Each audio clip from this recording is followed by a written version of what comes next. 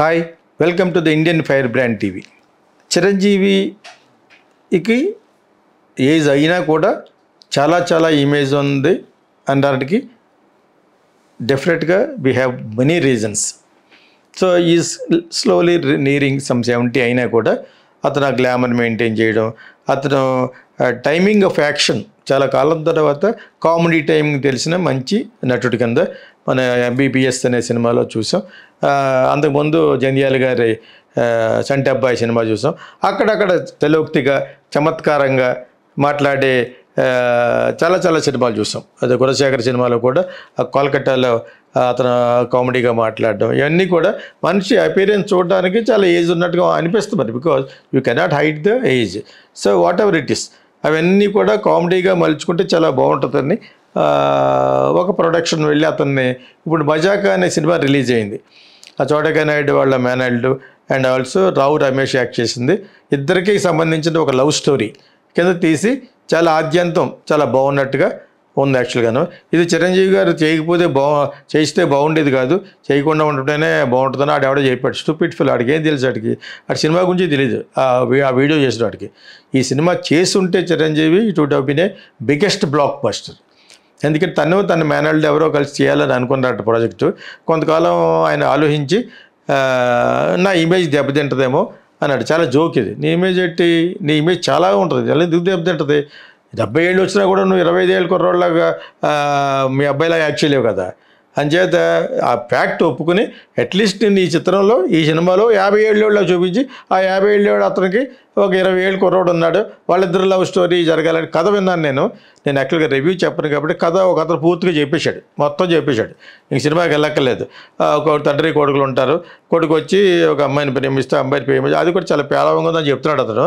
ఆ ప్రేమించిన అమ్మాయి పెళ్లి చేసుకోవాలంటే వీళ్ళకి మదర్ ఉండదు, దట్ ఈస్ రావు రమేష్కి భార్య ఉండదు. అంచేత ఈ సిచ్యువేషన్లో ఆ కుర్రోడికి ఎవరైనా అమ్మాయి ఇవ్వడానికి దగ్గర రారు.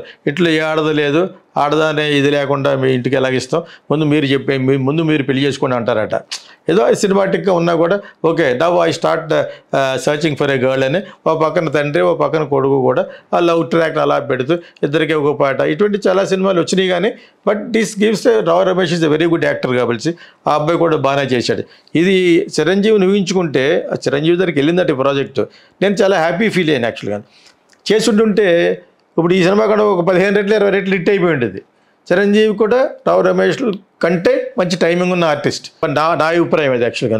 సో ఆయన ఏంటి యంగేజ్గా మళ్ళీ నేను ముసలోడు అనుకుంటానేమో, నాకు ఒక కొడుకు, ఆ కొడుకు పెళ్ళి కోసం నేను ప్రేమలో పడ్డం, ఆ యాంగిల్లో చాలా అమెచ్యూరిష్గా ఆలోచించాడు యాక్చువల్గా. ఒకప్పుడు నేను ఒక 35 years బ్యాక్ సంకీర్తన తర్వాత సోమరం బాబు గారితో ముందు నాగేశ్వరరావు గారితో మీరు విగ్ లేకుండా చేస్తారా అని అడిగాను. చేస్తారా? ఆయనే అన్నారు, నీకు దమ్ము ఉంటే మా అబ్బాయి ఇంకా సరిగ్గా పెర్ఫార్మెన్స్ చేయలేకపోయాడు ఫస్ట్ కాబట్టి నాతో సినిమా తీయన్నాడు ఆయన నాగేశ్వరరావు గారు. తీస్తాను సార్, నా దగ్గర మహర్షి అని ఫస్ట్ నాదే టైటిల్ అది. ఎప్పుడు 36 years బ్యాక్. ఏంటా కదంటే వన్ లైన్ చెప్పాను, ఒకే ఒక లైన్ చెప్పాను అనమాట. తండ్రి కొడుకులు ఉంటారు, చాలా పెద్ద కుటుంబం, అది చాలా రిచ్ ఫ్యామిలీ, లోపల ఒక ఆడదిక్కు ఉండదు, అంత పెద్ద ఫ్యామిలీ, అంత ఎస్టేట్లో ఆల్మోస్ట్ లైక్ ప్రేమ్ నగర్ లాగా ఉంటుంది. అటువంటి వాటి కాకపోతే ఇందులో ఏంటంటే తండ్రి కొడుకులు కలిసి ఒక సెక్రటరీని పెడతారు. అది కూడా నాగేశ్వరరావు గారి సినిమే.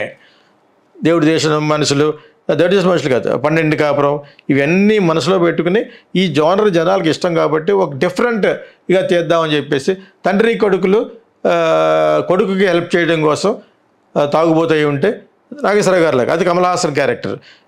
నాగేశ్వరరావు గారి క్యారెక్టర్ వచ్చి ఒక పెద్ద జమీందార్ క్యారెక్టర్, జమీందార్ కొడుకుని కమల్ హాసన్.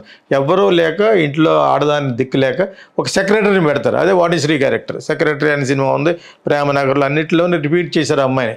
యుద్ధనపూడి సులోచనారాణి గారి యొక్క నావెల్స్లో క్యారెక్టర్ ఆవిడ, నవలా నాయిక ఆవిడ. ఎవరో ఇవన్నీ నేను మనసులో కాపీ కొట్టి నేను I'm making a different film అని నాగేశ్వరరావు గారు చెప్పి మహర్షి అని ఎందుకు టైటిల్ పెట్టామంటే ఇద్దరూ కలిసి ఒక సెక్రటరీని పెడితే అనుకోకుండా ఆ సెక్రటరీలో చనిపోయిన తన భార్య, తన కొడుకు తల్లి చూసుకున్నాడు. అందులో నేను ఈ అమ్మాయిని చేసుకుంటే బాగుంటుందని తండ్రి అనుకుంటాడు.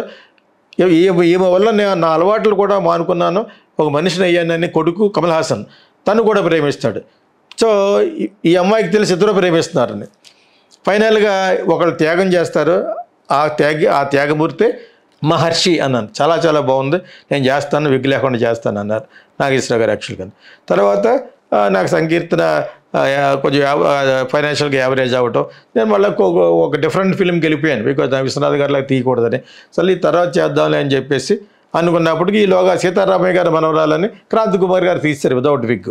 నేను ఫస్ట్ చేస్తాను అన్నప్పుడు ఆయన ఒప్పుకున్నారు కథ విని నాగేశ్వరరావు గారు. సో అదేవిధంగా దాని తర్వాత నేను మళ్ళా ఇంకొక పెద్ద స్టార్తో తీద్దామని ఆఫ్టర్ కోకిల, ఆఫ్టర్ కిచ్చురాళ్ళు శోభన్ బాబు గారిని కాంటాక్ట్ చేసి మీరు విగ్ లేకుండా చేస్తారా అన్నాను. నేను మీకు రోజు థర్స్డే, నెక్స్ట్ థర్స్డే చెప్తాను అని చెప్పేసి ఆయన నెక్స్ట్ థర్స్డే కరెక్ట్గా అదే 11:30కి ఫోన్ చేసి నా ఫ్యాన్స్ అంతా బాధపడుతున్నారు అంచేత బాధపడతారు అలా చేస్తేనే, విగ్ లేకుండా చేస్తే అని చెప్పేసి. ఎందుకు బాధపడతారు, నీకు ఆల్రెడీ 60 ఏళ్ళు వచ్చినాయి, ఎందుకు బాధపడతారు, why will they do this, what kind of impression is that అని అనుకుని నా ఆయనతో అనలేదు. సార్ లేదు సార్ అన్నాను, మీరు డిఫరెంట్ డైరెక్టర్ విన్నాను, అయినా కూడా ఇది నేను ఎందుకు చేయలేనంటే ఏమనుకోవద్దు, నా ఫ్యాన్స్ బాధపడతారు అన్నాడు. ఫ్యాన్స్ లేదు, గడిది గుడ్డు లేదు, ఊరినే నవయవనం కింద ఉండడం కోసం విగ్ తీసి జనాలకు చూపించడం ఇష్టం లేదు, మీరు విగ్ లేకుండా కూడా బాగుంటారని చెప్పాను యాక్చువల్గా. ఇంతటి ఆత్మస్థైర్యం ఉండదు మలయాళీస్కి ఉంటుంది. అది అనుపమ్ ఖేర్ ఎందుకంటే చిన్న వయసులో చేశాడు ఒక సినిమా, ఆ సినిమానే సీతారామ గారు మనవరాలని చెప్పేసి కొంచెం మార్చి తీశారు. సో ఇవన్నీ ఫిల్మ్ మేకర్స్కి చాలామందికి తెలుసు యాక్చువల్గా. శోభన్ బాబు అలా ఫీల్ అయినట్టు ఇప్పుడు ఈయన చిరంజీవి గారు అలా ఫీల్ అయ్యి ఉంటాడు. ఎలా ఫీల్ అవుతుంది, నీకు 70 ఏళ్ళు వచ్చేస్తుంటే how can you act as 35 years old boy, నీకు పాటలు పెట్టచ్చు, అయినా కూడా ఇటువంటి సినిమాలో చేయటం వలన నువ్వు నీ మేనల్లుడు అనేది మంచి కాంబినేషన్. అండ్ ఆల్సో నువ్వు గోడలు దూకి ఐదుకి ఆ అమ్మాయిని ప్రేమించడం అనేది పాయింట్ బాగుంది కాబట్టి ఎక్కడికో వెళ్ళిపోయిన సినిమా. ఆయనకి ఆ విధమైన జడ్జిమెంట్ లేకే కొన్ని సినిమాలు ఫ్లాప్ అవుతున్నాయి.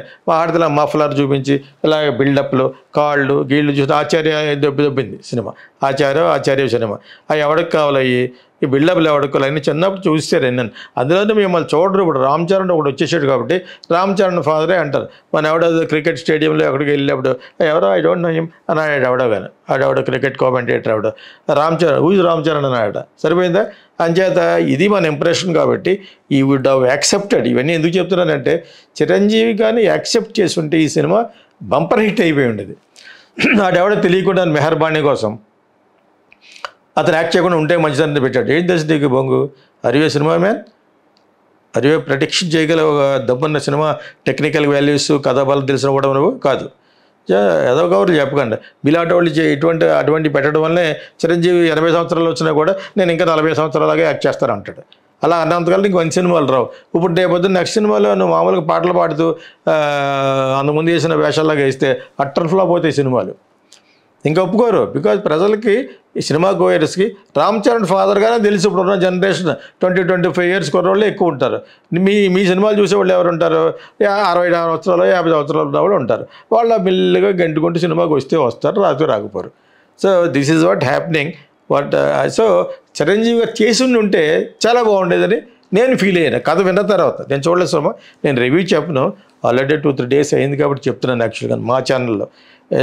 ఆయన చేసి ఉంటే చాలా చాలా బాగుండేది. ఇప్పుడు ఫైనల్గా మళ్ళీ ఇంకొక కామెడీ సినిమాయే ఆ అబ్బాయి ఎవరు కామెడీలు సినిమా చూసుకుని సిరీస్ తీశాడు సంక్రాంతికి. అతనితో ఎందుకు ప్లాన్ చేస్తారు, కామెడీ అది. ఇప్పుడు వెంకటేష్ చేయగలిగింది మీకంటే ఒక 10 సంవత్సరాలు చిన్నవాడని వెంకటేష్ చేయగలిగింది తప్పేటి, అతను చేశాడు. అతనికి యాక్షన్ సినిమాలు చేయాలి ఉంటుంది కాబట్టి అతను జనాలకి పెళ్లి కాని ప్రసాద్, పెళ్ళి అయిన ప్రసాద్ అని చేతి ఇద్దరు పెళ్ళాలు సోన్ బాబు చేసే క్యారెక్టర్లు చేస్తేనే జనానికి ఇష్టమని అతను is forced himself to do such character. చేయడానికి దమ్ము ఉండాలి, దానికి కామెడీ టైమింగ్ ఉండాలి. అది బాగా ఉన్నది చిరంజీవికి, కామెడీ టైం బ్రహ్మాండం చేస్తాడు.